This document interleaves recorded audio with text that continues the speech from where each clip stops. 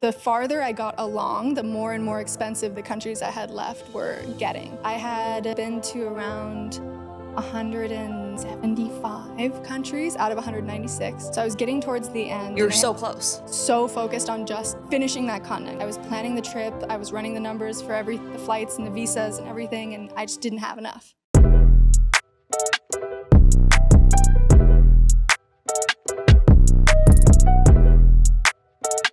What's up, rich friends? Welcome back to another episode of Networth and Chill with me, your host, Vivian Tu, aka your rich BFF and your favorite Wall Street girly. Today, we're going to talk about travel. I'm sure you've seen the headlines about how millennials love to spend their money on experiences and not stuff. And honestly, I feel like, frankly, that's an everybody thing these days. I'm no exception. I feel like I'm on a plane every 3 days, and while a lot of that is for work, sometimes it's for fun. I love traveling, exploring new places, even if it's just a little weekend trip to a town that I've never been before. Some of my favorites have been Shanghai, China, where my parents grew up, Phuket, Thailand, for some of the best beachside relaxation I've ever had in my entire life. And if we're being honest, my love affair with Italy is unrivaled. It makes sense, right? I did get married there. This is all to say, I would consider myself decently well-traveled. But today's guest puts my travel list to shame. 76% of Americans have visited another country, but only 26% of Americans have been to 5 or more. And today's special guest, well, she's the youngest person to have ever visited every single country on Earth. Yes, Earth. She's been to Antarctica. She's an incredible content creator, world record breaker, and a close personal friend of mine, Lexie Alford, aka Lexie Limitless. Welcome to Networth and Chill. Thank you for having me. What an introduction. Lex, we actually are friends, and it is crazy to me that we only see each other every couple, months, because both you and I have such crazy travel schedules. But I'm super excited to pick your brain. We can talk all things travel. But to set the scene, can you talk to me a little bit about your childhood growing up? What's the first trip you remember taking? It's almost hard for me to even remember since I've been traveling for so long. But I think potentially, at least the first real trip that I can remember was actually to Kenya. I have some very adventurous... Oh, we just hopped straight to Kenya. Yes. There wasn't we need to go to Maine or... Well, I have some very adventurous parents, which kind of set the tone for my life very early on. My mom has her own travel agency that she started when she was 19. And thankfully, my parents are the type that would always take me with them on their adventures. So I think one of the very first memories I ever have from traveling was being in Kenya. I was probably 5 or 6 years old. You're literally a wild thornberry. Yeah, something like that. And we got to see all of the wildlife close up, the lions, the elephants, and we actually got to go to a wildlife orphanage where they had all of the little babies. So I had these little baby monkeys, and being able to see all of that in person. I also remember my dad... Basically, the Masai Mara, which is a tribe that lives in Kenya, one of the traditions that they have is that they drink a mixture of both, I think it's either cow or goat milk with blood in it. Oh, and I remember my dad trying that, and seeing him do that for the first time, when I was that young. So they really, really started to show me the world at such a young age. And I think it really made a lot of a difference for how mature I got as quickly and having such a bigger idea of how much is out there. I've always said that whenever I have friends that have kids or anybody that's, starting to raise a family, if you have the means and the opportunity to travel with them, it really does teach them so much more than you could learn in school. Yeah, I mean, it's so cool. They were both so open-minded, but also so adventurous. I love that the apple does not fall far from the tree. But you talked a little bit about means. Can we talk about your families? Were you guys traveling and staying at the Four Seasons or, balling on a budget instead? Or what was the financial situation like growing up? It's a really unique one because my mom has her own travel agency. And back in the day before there was influencers and comped stays and stuff like that. Like the real travel influencers were travel agents, because the ability for a travel agent to have like an on-site inspection, they comp your stay. Oh, like a scouting visit. Exactly. So my mom did a ton of scouting visits when I was growing up. So we got to stay in some really luxurious places for free. My parents aren't, I mean, we're a pretty upper middle class family. Both of my parents are entrepreneurs. So I kind of grew up seeing both of my parents, and especially my mom, hustling so much at their own businesses. Yeah. Honestly, neither of them went to college, so they actually really discouraged me from going to college as well, which is a whole nother story. Yeah. But I grew up with my mom really being able to like finesse all of the perks of working in the travel industry, which is why we were able to travel for so long when I was young. And also, if you only have one kid, like I have spent so many days, months, potentially even years of my life being just the three of us traveling, and you don't have to get an extra hotel room. Yeah. So the costs really You were always on the cot. Yeah, yeah, exactly. So I don't have any other siblings. So traveling as a family of three is a lot more affordable. Yeah, it literally doubles everything once you're four. Yeah. Because you got to get the second room. Yeah, exactly. And it gets pricey. Okay, fun little sidebar. I need to know, because there are two types of families. One type of family where you will walk 25,000 steps in a day on vacation, or another type where don't you dare miss the complimentary breakfast is part of the family Bible. Which of the two was your family? Oh, you know what's funny is because it's a mixture of both. Really? My mom is the type that never misses the breakfast. Okay. She's very frugal. She really likes the more like luxurious side of travel, the spas, all of that kind of stuff. And then my dad is actually really adventurous. So he's the one that wants to go skydiving and try all the crazy local foods and all of that. So I feel like I kind of got a little bit of best of both worlds with that. I love that so much. But, you know, we talked about you traveling with your parents as a trio. But it's a very different conversation when your teen daughter looks you in the eye and is like, I'm going to go travel by myself. Like, what was your parents' reaction when you first started being like, hey, I want to travel and you guys aren't invited? Well, I actually had this plan much younger than probably most people do, because I actually one time in Australia, when I first trip to Australia, I saw these probably mid-20-year-olds. I was maybe 12 or 13 at the time, and I saw these people that were living out of vans on the beach. You wanted to be a van person. And they looked like the most free people I had ever seen, and I'm like, I want to experience whatever they're experiencing. So literally at 12 years old, I knew that one of my massive life goals was to experience what 1 year of life would be like if I didn't have to go to school and I didn't have to work, but I also had enough of my own money to do whatever I wanted to. So that became my financial goal. I've always been a very, very goal-oriented person. And so I started working really young, and I actually graduated from high school 2 years early so that I could work more full-time and go to college online. So you did end up going to college, even though your mom or your parents discouraged it. Yeah, so I only got my associate's degree because one of the loopholes that California had is a program that allows you to graduate from high school 2 years early. Okay. So that you can just go directly into college, but it only applies if you actually do commit to going to college. Gotcha. So it was basically like I was going to college fully online, getting to choose my schedule, and I could work all day and save up as much money as I could to travel, and started as many side hustles as I possibly could to save up for that. And I think by the time I was around 18, I had saved up about $35,000. What were you doing? Like, what were the odd travel. jobs? Because I feel like you told me like some of them were like summer camp counselor or like silly, but like what were you doing? It was a lot of different things, to be honest with you.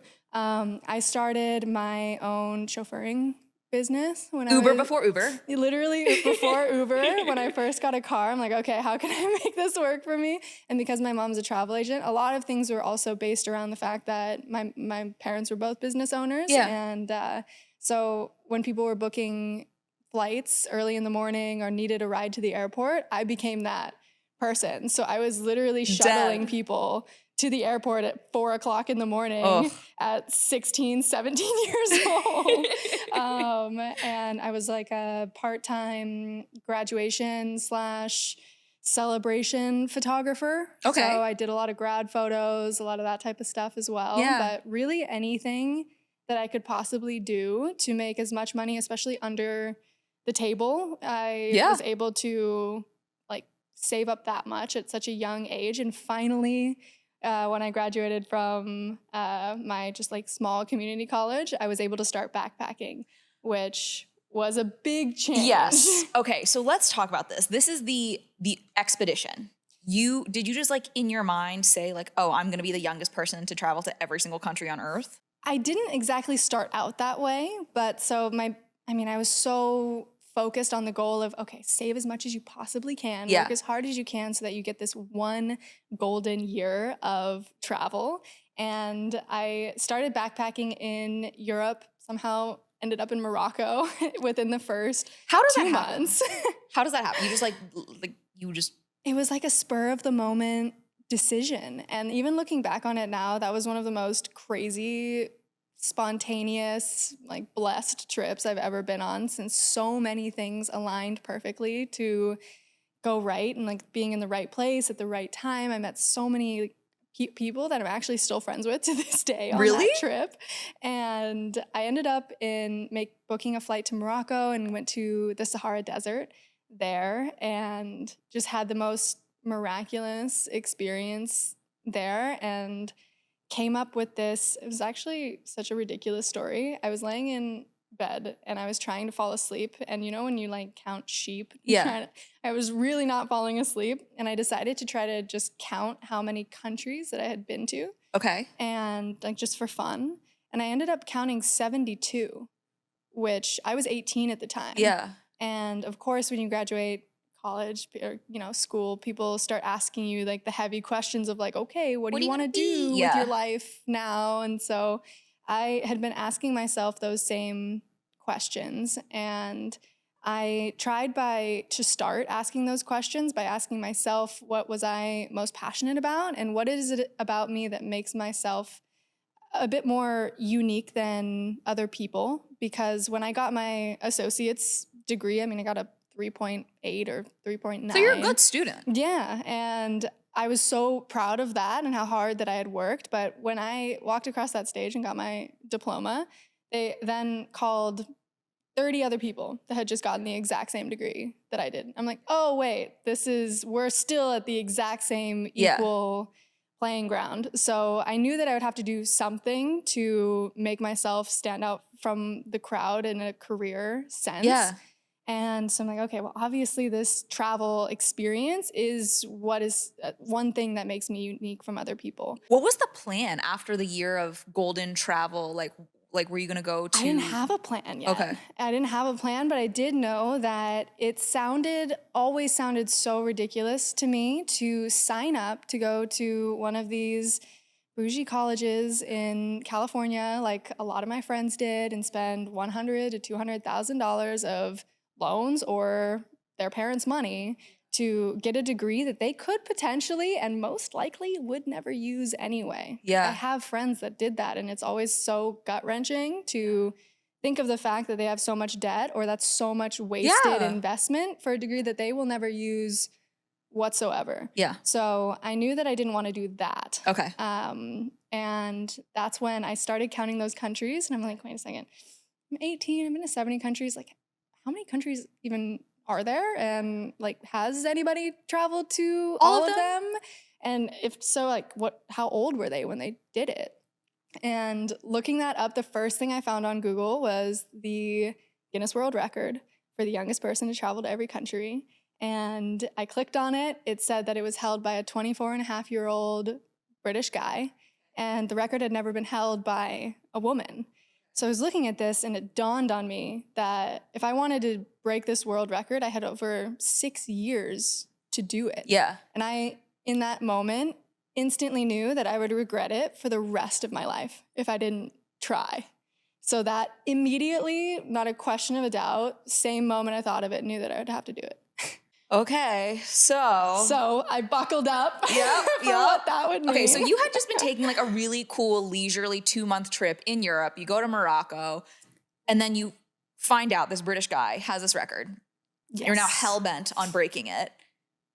Now what? Where do we go? Well, I stepped into the researching phase because, again, I didn't even really, especially at that point, have any idea what this would even entail as far as what it would be like. And honestly, it's probably for the best, because if I knew in the beginning how hard it was actually going to be to do it, I probably would not have wanted to do it.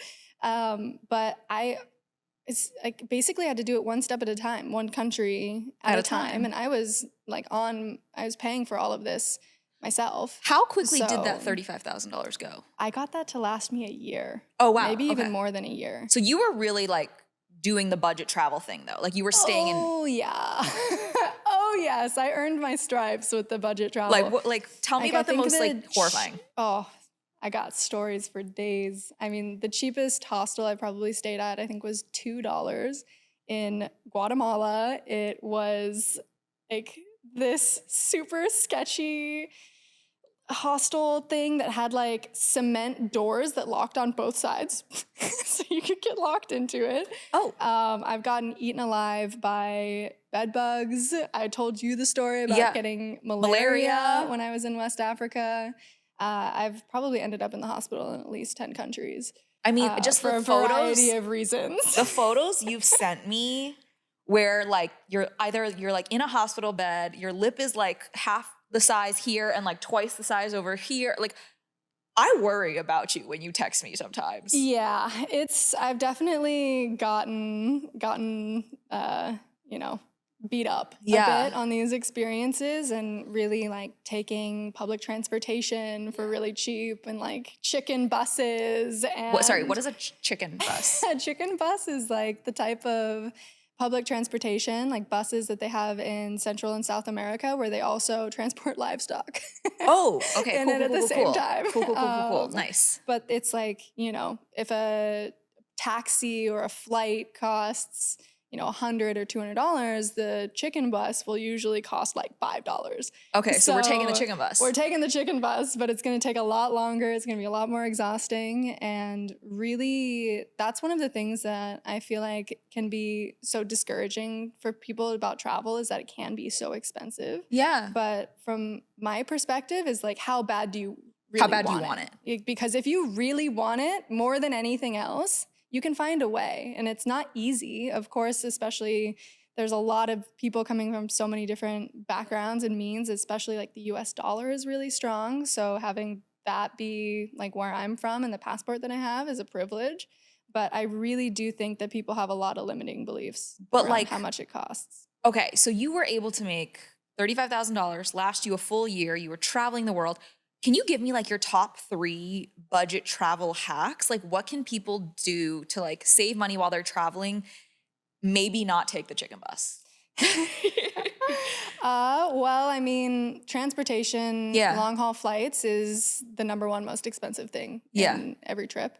So really learning how to utilize points and miles is a big one. Yeah. Having a credit card, being responsible with it, and learning how to get those miles to pay it off in full on time every month. Yes, exactly. Very essential part of that. But points and miles programs are magic and really can go a long way. Again, it's how much do you want to compromise? Like couch surfing, for example. Yeah. Like you're staying places for free. It's somebody's house, which can be actually a really fun way to get to know the culture.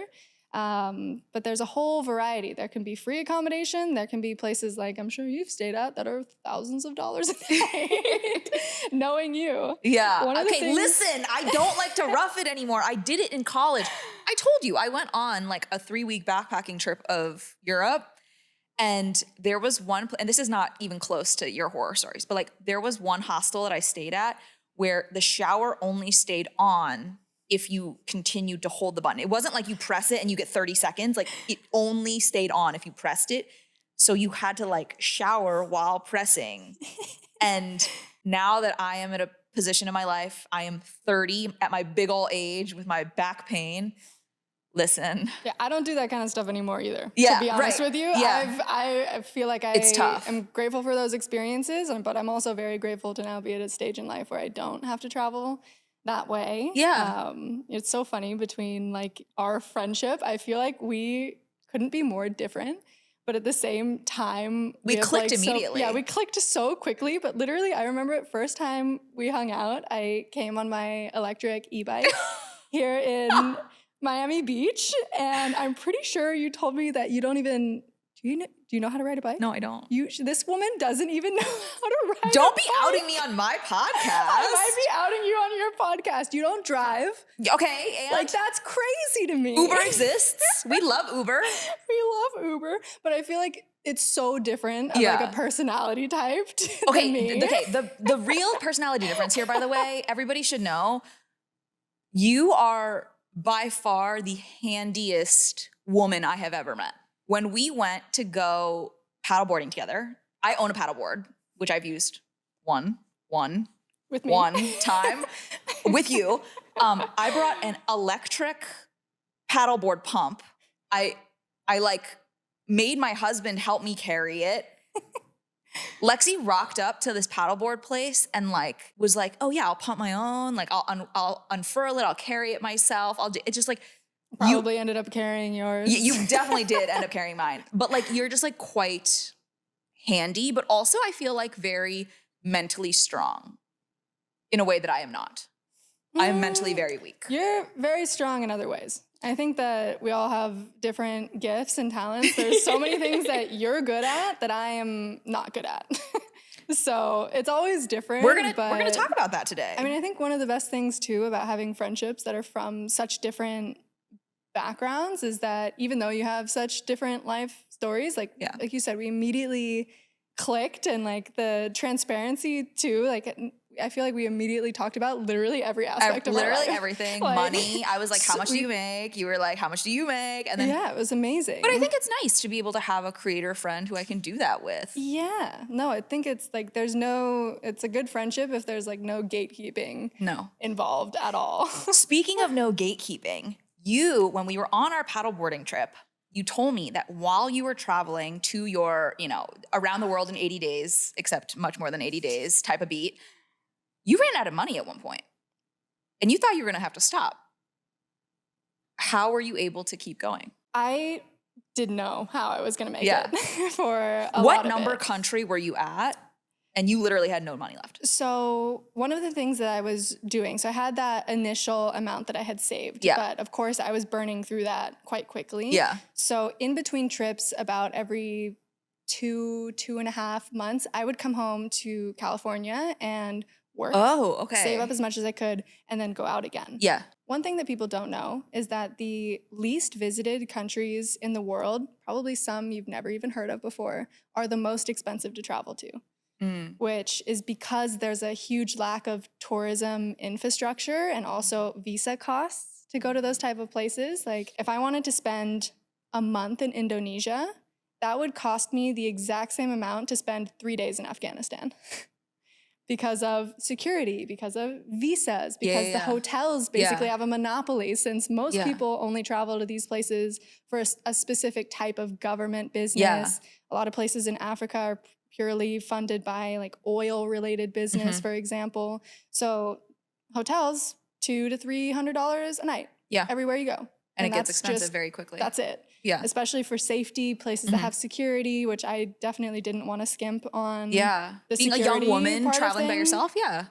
Yeah. So the farther I got along, the more and more expensive the countries I had left were getting, and I had probably been to around 175 countries out of 196. Okay. So I was getting towards the end. You're so close. And I had 10 countries left in Africa. Okay. And I was so focused on just finishing that continent because there's 56 countries in Africa. It takes a really long time and it's really complicated logistics to make it to all of those places. And I was planning the trip. I was running the numbers for the flights and the visas and everything, and I just didn't have enough to pay for it. Oh, and I was really frustrated because I was ready to go. I was in the mode, and you don't want to lose your momentum when you're trying to do something that's this big of a task. And one night I figured, I'm like, okay, I'm just gonna have to stop for a while and stay in California and try to find as much work as I can to be able to finish this trip to Africa. And then I woke up literally the next morning. Well, first, a little bit of context. I had maybe around 3,000 followers on Instagram at that point. I was posting pretty regularly the photos that I had been taking, and I didn't even know YouTube was something that you could make money on at that point until literally the end, till after I finished the record was when it dawned on me that YouTube was a thing. And that you should have been vlogging the entire trip. Yeah. Yep. And so I didn't have much of a following, but I had randomly gone to a Forbes 30 under 30 event in Boston, in 2017 or 18, and somebody had been like, oh, hey, you should talk to this talent agent that lives in London. And I didn't know this person. They didn't really intro us too properly. And you know what? I'm just going to start cold emailing this dude with photos of my trip and updates and just tell him how it's going. And maybe he'll remember me at some point for something work related. And I got a call from him the very next day, the night after. After you're despondent because you're about to have to cancel your trip. And I get a call from him the next day. Never talked to this person on the phone. He calls me. He says, hey, I booked you a job for $10,000. A lot of money left. That was more money that I could even wrap my mind around being paid for something that was social media adjacent. And it was for Moncler, which was also fancy brand. Crazy. Fan. Very fancy brand. I had never done any proper modeling before. I had never spoken on camera before. And it was for a really cool campaign. They never been flown out somewhere for they flew me to New York. It was for $10,000. They gave me $10,000 worth of their merchandise, their products. And I was shot with some incredible people, John Boyega and Millie Bobby Brown. And I had the most crazy imposter syndrome ever for this shoot. But it was exactly how much I needed to be able to finish that trip in Africa and start the momentum back again. So it really felt like throughout so many points in my journey that I was very protected by a higher power. There was something conspiring to get me across that finish line. And ultimately it took me a little over 3 years from coming up with the idea to break this world record. And I broke it by the time I was 21 years old. And I mean, you still love traveling today. Definitely. I mean, it's become my whole life's number one passion, but it really is just a matter of what your priorities are. And basically the willingness to never take no for an answer and do whatever it takes to do and follow through with what you said you were going to do. So that was a really big part for me. And, it hasn't really stopped or slowed down since then. Yeah, clearly. I want to take a quick break. Lightning round. What travel experiences do you think are worth splurging on? First up, first class seats. Yes or no? Yes. Okay. Yes. 5-star hotel. I mean, it's all worth it. It's amazing. Yeah. So yes. Okay. Super bougie food. You think so? I would have said no to that one. I love a good meal. Meal. I feel so I just got back from Thailand. I felt like the street food tour was better than some of the Michelin restaurants I went to. Okay. Yeah. I mean, yes. I think that it's yes and. Yes and. Okay. You can do, all of these things are luxury and they're expensive for a reason. Yeah. And you will enjoy them for what they are. Yeah. But it's not worth not going just because you can't do those things. Right. Okay, that's a really great way to explain that. A local guide. 100%. If out of all of those things, that's the number one. Number one. Yeah. Okay, I love that. Private cars over public transpo. I mean, if you were asking me this a couple years ago, I'd say no, but I'm definitely a private driver, private guide type of person now. High-end luggage? No. That stuff's going to get beat up regardless. Yeah, so I agree. It's not worth it. It's not. All right. I'm super nosy. I want to know, how many miles do you have with each airline? It really varies. I'm a SkyTeam girl. Are you? Okay. Yeah, Big Delta, KLM. Okay. Fam. Nice. Yeah. Latam. I mean, hundreds of thousands. Hundreds of thousands. I love that. Okay. When I need a flight, I'm going to be hitting you up. Yeah, right. So while you're taking this journey, I want to talk about your highest of highs. So think of your high. Mm-hmm. But also your lowest of lows. And it can't be the time where you thought you weren't going to be able to keep going and you only had 10 countries left. Tell me, what was the best part and the worst part? I think the best part for me of travel in general is always the people. Like, I've met so many inspiring people from all over the world and have encountered so much kindness and generosity and hospitality from people who didn't have much to give, especially in the places that, they say that the people who have the least are the most willing to give what they have. And I really did find that to be true. And so always the people and the stories that you hear from people who live wildly different lives than you could ever imagine is something that has cultivated compassion in myself and like the way that I see the world, but also just created so many friendships that I would have never anticipated. Like, you should see my WhatsApp. Like, it is a mess. There is so many different area codes. Like, I know it's a mess because you're like, check out my WhatsApp, not check out my iMessage. Oh, yeah. The WhatsApp is what I use to communicate with everyone internationally. Like, I've got my driver from 4 years ago in Jordan sent me a Happy New Year's message. I got a Happy New Year's message from a literal monk in a monastery in Bhutan. How does he have a phone? Like, my friend in Nigeria, like, so many different people. So I love being able to like call those people my friends and to have relationships with them. That's always the best part for me.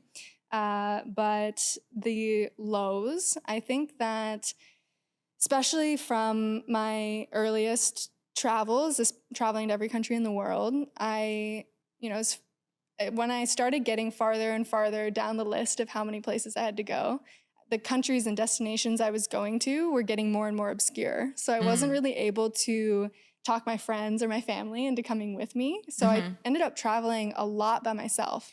My social anxiety could never. I've probably been to 50 or 60 countries by myself. And who do you eat dinner with?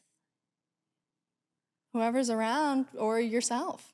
Well, so that's the thing, is one of the biggest struggles that I had was definitely loneliness. Yeah. Like, I remember it was Valentine's Day. And oh no! I was like Valentine's Day, literally in the middle of the Pacific Ocean. I was going to. I mean, there's a ton of countries you would never know of that are hidden in the Pacific, like the Solomon Islands, Vanuatu, Tuvalu. I think I was in Tuvalu on Valentine's Day. No phone reception there at all. A flight comes every 4 days. The majority of the island that I think a couple hundred, maybe a couple thousand people live on is the airstrip of the airport is the majority of the island. Yeah. So when the flights aren't coming, they open it and it's literally a playground for all of the kids. Oh my God. There's no fences or anything around this airport. But I was so lonely. And that was really like one of the hardest things, I think, for me personally to overcome. And I do think that in spite of feelings like that, there's so much that you can get out of solo travel. For me, I feel like it's given me so much more self-confidence in my ability to navigate complicated situations on my own. Like, I learned, and like you mentioned, how to rely on myself to get things done. Yeah. Because if you want something done right, you got to do it yourself. So I got like a really independent like attitude from that, because it's really, there's no better way to get to know yourself than being on your own. So I do think that everyone at least once in their life should go on a solo trip. And it doesn't necessarily need to be to the other side of the world, middle of the ocean, but even to like a neighboring city or a state, or maybe if you're feeling adventurous, like another country. Yeah. I think that there's just so much that you can get out of that. I love that so much. And after that whole experience, you traveled to every country, 3 years, you break the world record. You said, that's not enough. I am going to circumnavigate the globe in a car, specifically an electric vehicle.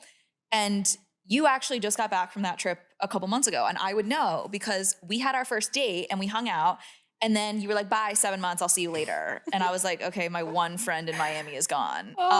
Yes, I did. What made you want to leave me for so long? Well, it was another opportunity that I knew that I would regret for the rest of my life if I didn't do. So what's funny about this is that, so back in 2019, right before the pandemic also, is when I broke my first world record. Yeah.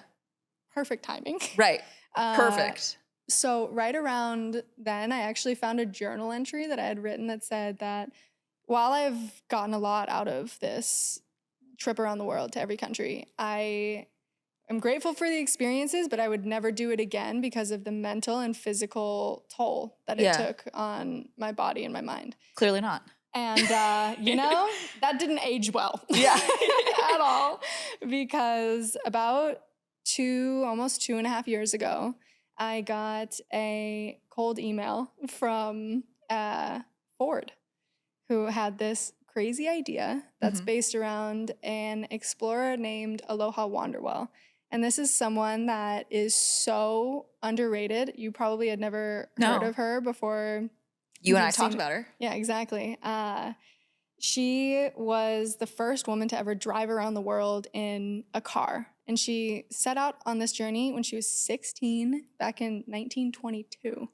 And she was so ahead of her time. Literally the OG travel influencer. She funded her trip around the world in the 1920s by making films about her trips and what she was discovering around the world. So she documented all of it, took so many videos, so many photos, journal entries. She wrote books about it. Like, this woman, I would love to tell more of her story forever because she's an endlessly fascinating woman.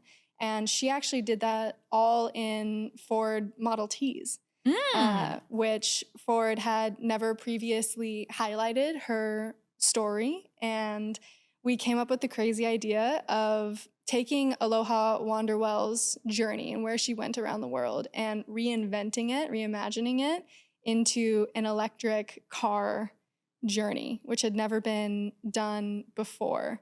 And it took about a year of back and forth and planning and figuring out where we wanted to go, how to qualify a circumnavigation world record attempt. Yeah. All of that kind of stuff. I finally set out in the south of France in Nice, which is where Aloha Wanderwell also started her journey around the world. Love that. And it was quite a whirlwind because you can plan all you want, but life will always have a very spontaneous way of catching up with you or surprising you. And there were a lot of surprises because before leaving on that trip, I had never even driven an electric vehicle before. Yeah. Like, I had never had one. I only drive a motorcycle usually. So do you guys see what I'm saying when I say she's the coolest girl I know?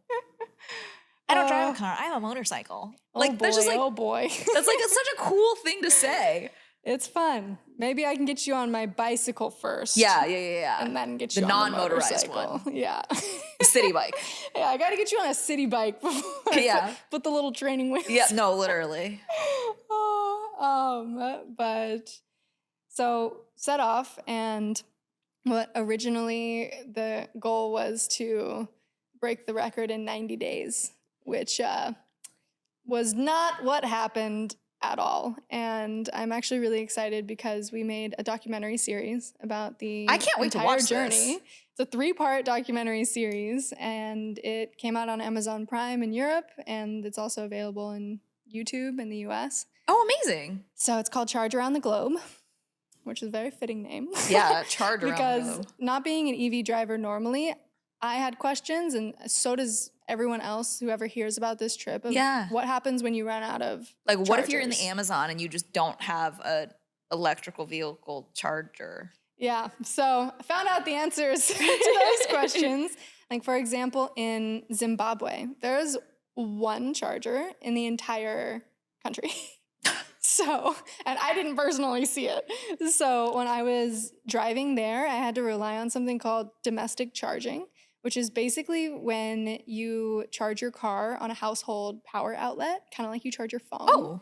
And that can take upwards of 20, 30, 40, 50 hours to Right, because it's fully like charge not a like vehicle. a hardcore energy source. It's like an outlet. Exactly. So then it felt like at times I was crawling to be able to make it to that finish line. Ultimately drove over 30,000 kilometers. That's like over 19,000 miles on 6 continents and 27 countries. That's crazy. Would you do it again? I honestly can never say never at this point. Yeah. I can never say never. I just feel like you black out the bad parts and only remember the really good stuff. Yeah. Well, you can be a little bit scarred by some of the not so fun aspects of this experience. Like, Okay. Again, I got so sick. I think I remember sending you photos or telling you did. about it. And I was like, are you good? Like, Literally are you gonna come dying. home? Oh, I got like the worst food poisoning of my life when I was in India. And really, do you know what you got it from? I was being so careful. We were staying at a 5-star resort or 5-star hotel in Delhi. And I was like, I'm not getting the stereotypical Delhi belly food poisoning. When I am here, I've got a job to do. I need to get to Bhutan before my visa expires. And I was only eating basically rice-based dishes, no meat from this 5-star hotel and immediately got sick. So I don't know. It happens. It happens. It happens. To the best of us. Literally hands and knees throwing up in the parking lot at the Taj Mahal. Just things that my friend Lexie can say. Still got the shoot done though.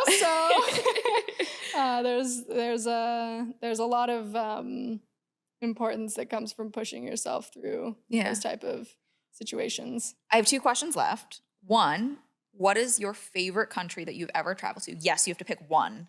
You cannot give me 5. Okay. Well, if I had to choose 1, I might say Bhutan. I've been dying to go. It is such a magical place. There's literally nowhere the little else houses in the on the world cliffside like and like, I mean. Yeah, the temples hidden in the mountains. There's just, there is a reason they call it the happiest country in the world. Like the people there are just so genuinely welcoming, and the way that their government is structured is really fascinating. Instead of GDP, gross national product, the government measures the success of its own government based on the happiness of the people. So they have gross domestic happiness is their way of measuring the success of the country. Like that's how much of a we literally priority it is. Can't relate to that even a little bit. It's so funny. Totally different. Our government's like, how much can you produce? Don't care if you are happy. Yeah, exactly. So that's just one of the most magical places hidden in the Himalayas, and most people don't even know about it. I've only seen photos, but like some of those mountainous like temples that are, cut into the cliffside, like you get a good puffy cloud day and you're like in the clouds. So there's just nowhere else like it. It truly feels like mystical in the air there. It's giving like there should be dragons flying around.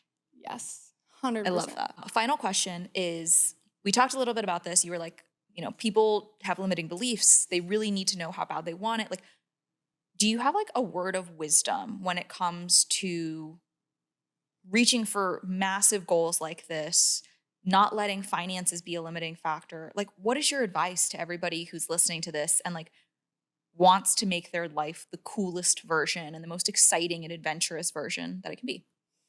I have so many different pieces of advice give them on that topic. I would say one that feels really relevant to your audience. I mean, for me, I've always, again, never take no for an answer. Yeah. There's always a way to make finesse it work. You always have to find a new way. And one of the things that I think is so underrated and has literally transformed my whole career is cold emails. If you want something, you have to figure out how to get a good cold email pitch. Yeah. So quick story. The way that I was actually able to grow my following was very unusual. So I had broken this first world record. Yeah. I didn't even get 10,000 followers on Instagram until I had 10 countries left. So it was a slow process. That first Visited 10K. every country on earth, couldn't even get a couple Instagram followers. No, and I had crossed the finish line of my last country, North Korea. It was a little anticlimactic, to be honest with you. Okay. I just went back to my hotel room afterwards and I was sitting there and I'm like, you know what? I should probably cold email some writers to tell them about this project. And I decided to cold email a writer from Forbes and had zero expectation that she was going to even read my email. But she got back to me only a few hours later and was like, hey, I read your story. I showed your Instagram to my 6-year-old daughter, and she's so inspired. I'm going to write an article in Forbes and publish it.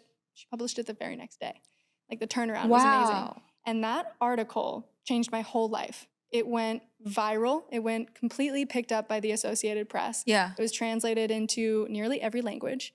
My Instagram was embedded into the articles, and I had maybe 30,000 followers at that point or something. And my Instagram got 18 million impressions in 5 days.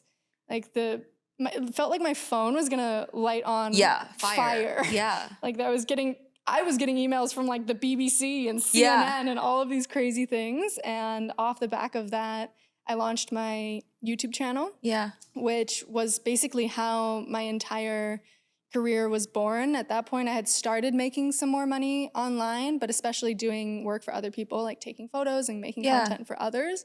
But then I started to be able to monetize my own following and create a career that way. And I'm sure it would have happened in a different way, but it would have not started that way or that quickly if I just hadn't asked for it. Yeah. And I get so many cold emails every day. I'm sure you get a ton as well. And you could probably say they're so bad. They're so bad. So, come on, guys. Dear sir or madam. What are you thinking? Sorry. Who do you think this is? So I think having a really meaningful, heartfelt, concise, good cold email that's sent in the direction that you want to go if you're just starting out trying to do something new, get a new job, do an internship, something like that. That's a really practical and very overlooked place to start. I love that. That is such good advice. Cold email, ask for what you want, don't be afraid. And when life gives you lemons, it's like you need to be ready to make lemonade. Otherwise, these opportunities come and then you don't make anything of them. Exactly. One of my favorite quotes is, "Fortune favors the prepared mind." Love that so much. Thank you so much for being here. I love spending time with you. You know this. Lexie's about to drive us home because she just got a car. I'm really excited. I did.